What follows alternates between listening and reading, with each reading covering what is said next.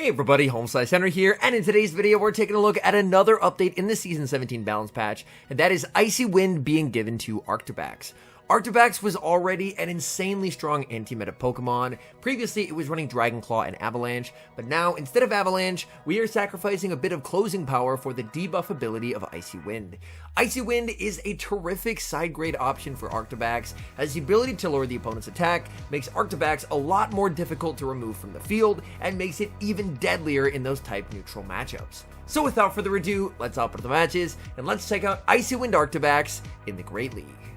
Picking up an amazing lead in the first match, Arctibax into Superior. Opponent save switches into Skeleturge. I'm going to bank a ton of energy on the Arctibax and send in Lantern.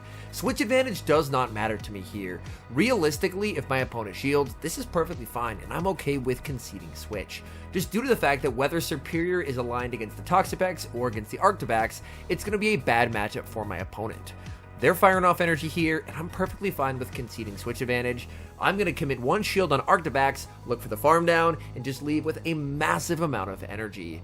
As outside of a few things like, let's say, a Steel type or an Azumarill, it's very tough to wall energy from Arctibax, and in the back we see Talonflame. I'm going for the new move, Icy Wind. Icy Wind gets the shield and also gets that guaranteed attack drop, and that can be the nice thing about Icy Wind on Arctibax, is it makes Arctibax a lot more difficult to get rid of.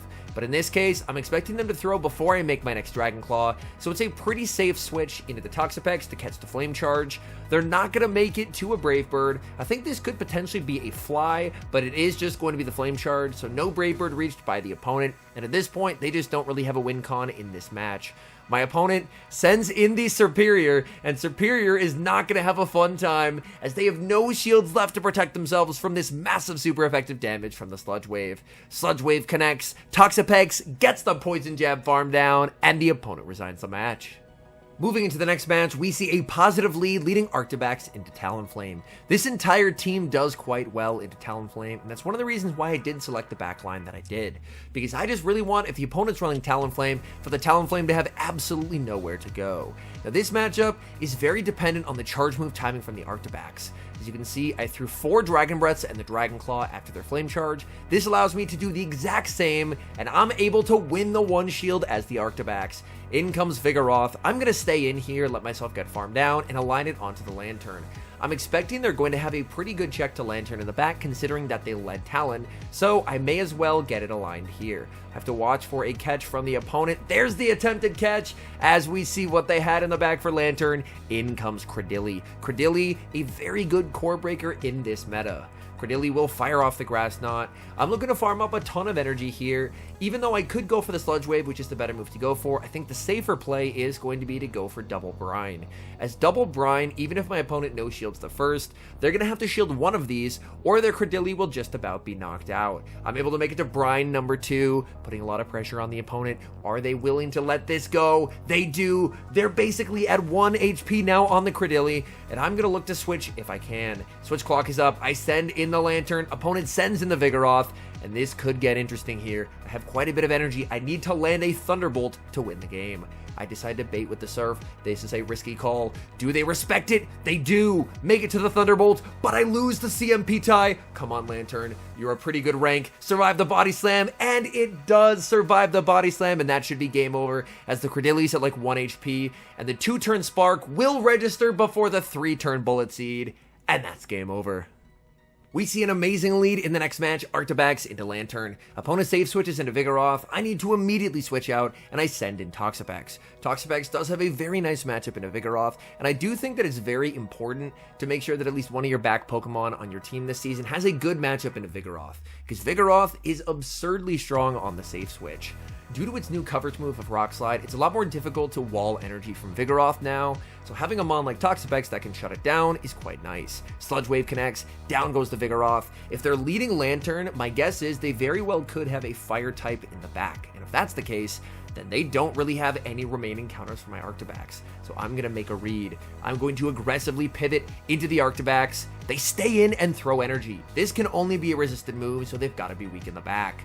I'm going to be firing off the Dragon Claw. Opponent switches into the Talonflame as I do, and they time it perfectly, so they get an entire Incinerate for free. Nicely done by my opponent. Arctibax not quite able to make it to the Icy Wind, so I am going to fire off the Dragon Claw. Dragon Claw will connect into the Talonflame. Talonflame gets the Incinerate farm down, but look at how much damage was done to the Talonflame by the Arctibax. They get the farm down here. They leave with 100 energy, but their energy is completely useless going up against the Lantern. They can go for the double fly, and that just does nothing to the Lantern. Oh my goodness. And now I'm just in a strictly winning position.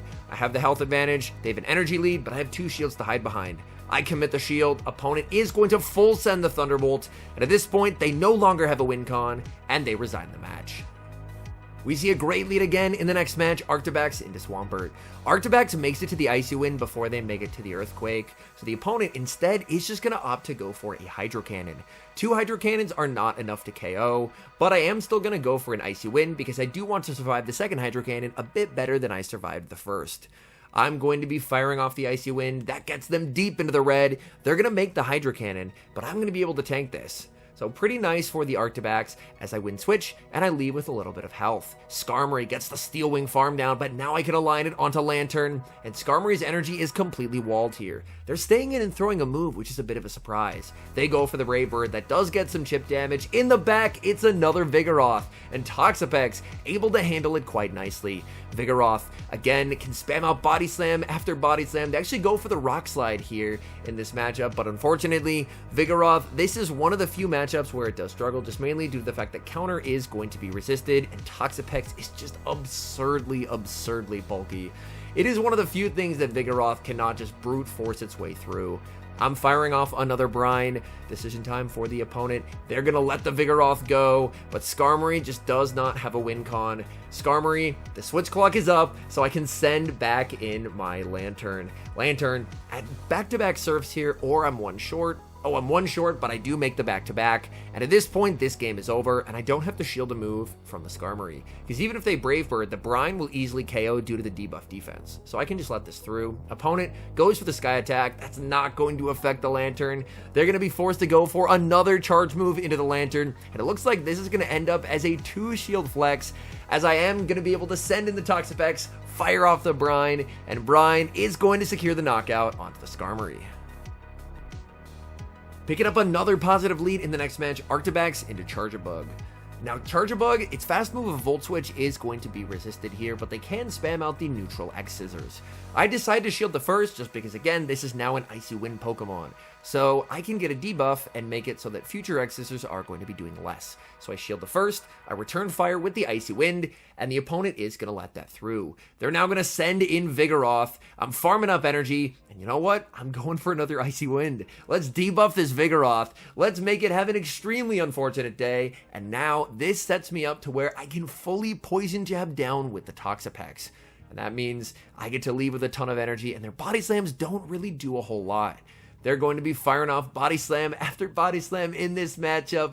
Toxapex gets the perfect farm down, leaving with a massive amount of energy. And they send in the Chargerbug. They've got to be weak in the back. I'm firing off this Brine and they shield. They're definitely weak. Opponent tries to double up, but they cannot get there. In the back, it's Azu. And considering I had Lantern in the back, that game was already over.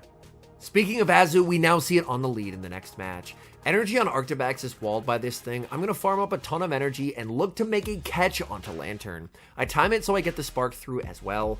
My opponent, now energy dry on the Azu, is going to switch out and send in Galarian Stunfisk. So the good news is I get to bait out the ground type to hopefully clear the way for Toxapex to sweep in the back. Surf will be shielded by my opponent. They do have enough for the Earthquake, so I'm going to respect it with a shield. Opponent is going to bait with the Rock Slide. That's extremely unfortunate. I'm farming up, and I'm going for another Surf. Surf, not going to KO, but it does quite a lot. Opponent double shielding the Stunfisk, understanding that I do not have a great check to Stunfisk on the team. I decide to shield back, and I shield another Rock Slide. You've got to be kidding me. but the opponent is going to fire off their Rock Slide here, and Rock Slide will not be enough to KO. They were just short of making it to the Earthquake, so now I can go for the Surf. I don't want to get farmed down, so I switch into the Arctibax and go for the Stored Icy Wind. This should get them low enough that I can Dragon Breath farm down, but their switch timer is up. In comes the Azumarill. Azumarill is going to be able to make it to a play rough, but not before I make it to the Icy Wind. Icy Wind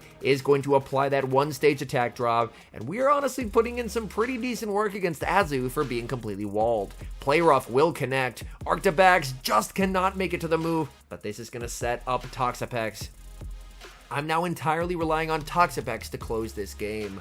I've done what I can, baited out the ground type, got it very low, used Arctibax to make the Azu do basically no damage, and in the back, they have Mandibuzz. And this game is going to be a bit tough, but it does feel like I have win conditions. Sludge Wave connects into the Mandibuzz. Mandibuzz continuing to farm. In comes the Stunfisk. They make it to a move, but this should be only a Rock Slide, and it is. I'm able to tank the Rock Slide, get the Poison Jab farm down. In comes the Mandibuzz, and Mandibuzz is going to be firing off energy. Foul Play will connect. I'm able to fire off this Sludge Wave. My opponent very, very close to the next move, and that will probably KO. So I throw one, switch into the Lantern, and get the game-winning catch. So despite the terrible lead, Arctibax into Azu, able to fight back, misaligned switch timers, switching in and out, making the game-winning catch. And a game that honestly, I probably had no business winning, we are able to take that game. We see a tough lead in the next match, Arctibax into Magcargo. Magcargo is going to reach the super effective Rock Tomb at the same time I make it to the Icy Wind, and I make an incredibly risky calculation that my opponent is going to throw right away, because they want to lower the damage output. So I play to a CMP tie versus an Incinerate user, which is typically not something that you want to do. My opponent is, of course, going to get the debuff, but we are now both debuffed, and I'm going to be firing off the Dragon Claw. Dragon Claw will not KO. Opponent is going to let that through. They're now going to send in Serperior. Serperior farming up energy, and Serperior is going to be firing off the Aerial Ace. I will commit the shield. I'm looking to farm up a ton of energy on the Arctibax and then send in the Toxapex. My opponent will fire off their energy as I do. It is going to be the Frenzy Plant. Frenzy Plant does hit for some heavy neutral damage, but I'm relying on Toxapex to be a damage sponge here, absorbing this energy from the Serperior, getting the full farm down, and my opponent, if they want to get rid of this, they're going to have to send in Magcargo and throw their loaded move right away. And that's exactly what they do. They're going to go for the Rock Tomb. Rock Tomb is going to get the KO. I send in the Lantern. In the back, it's a Bubble Ludicolo. I'm farming up to the Thunderbolt, but I'm not quite able to get there. Ludicolo makes it to the Leaf Storm. That's going to one-shot. In comes Arctibax. Arctibax going to be firing off the Dragon Claw. Dragon Claw will be shielded. I'm farming up. The game stutters and forces a bubble to sneak through when I tried to throw in the middle. And that's going to be game over, as I no longer have any hope of making it to Dragon Claw number 3. Hopping into the final match, and we've got the Battle of Dragons, leading Arctibax into Hakamo'o. Hakamo'o farming up and going to fire off Dragon Claw, and I'm going to commit a shield. Then I am going to look to go for a potential Icy Wind, but the opponent is going to save switch into Lickitung. I'm firing off the Icy Wind. Icy Wind will connect. I'm looking to farm up and switch into the Toxapex, but unfortunately, I was a little distracted and I mistimed my switch, so my opponent is able to get off a Body Slam. That's really not great. I'm going to bank a ton of energy, and now I am able to make the catch that I was looking for the first time, but I'm down 2 shields, which is really not an amazing spot to be in. So by me not paying attention while battling, I put myself in a bit of a difficult situation now, but let's see what we can do. Body Slam will connect onto the Toxapex. Toxapex can't get the farm down in the back. Opponent has their own Lantern. So the thing is, they are pretty weak to energy from the Arctibax. This is going to be interesting. Opponent farming up a ton. I decide to go for the Brine. This will get some chip damage here. It's not super effective, but the opponent tries to keep health. So they are going to commit a shield. I'm just going to let this through. They have to bolt to KO. If they surf, I just switch.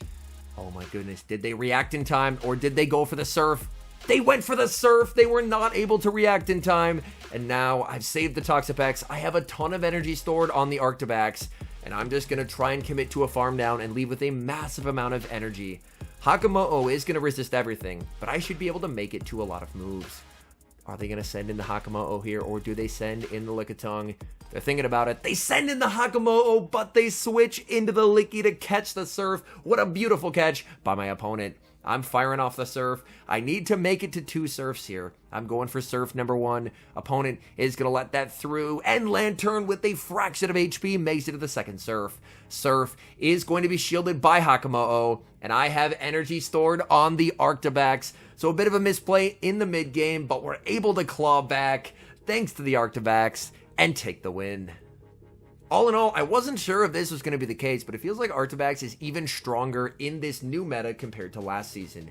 There are so many Pokemon running around and cores running around that are just so weak to Arctibax. Like Talonflame losing all evens to Arctibax, the Lanterns of the world, the Mud Boys like Whiscash, Swampert. Like, there is so much out there, and not to mention the grasses, but the grasses have taken a bit of a hit considering how strong fire types are as a whole. But I know Arctibax is a difficult Pokemon to obtain. My IVs aren't even the greatest, but it still just puts in a tremendous amount of work. When it comes to Icy Wind versus Avalanche, there are pros and cons both ways. Icy Wind is a lot better when Arctibax has shields up, as it really makes it difficult for opponents to remove Arctibax from the field just because you're neutralizing the amount of damage they can do. Avalanche is a lot better when shields are down, as Avalanche is just a very strong move, so while it doesn't have the attack status effect drop, it is going to hit a lot harder. So overall, I do think it's a bit of a dealer's choice, but regardless of the moveset that you run, Arctibax is incredibly strong in this new meta. Anyways, thank you guys so much for watching. If you're enjoying the content, make sure to leave a like and subscribe to the channel if you haven't. And a special thank you as always to our members here on YouTube. The support you guys provide is sincerely appreciated. So thank you guys oh so very much. And until next time, I've been HomeSliceHenry.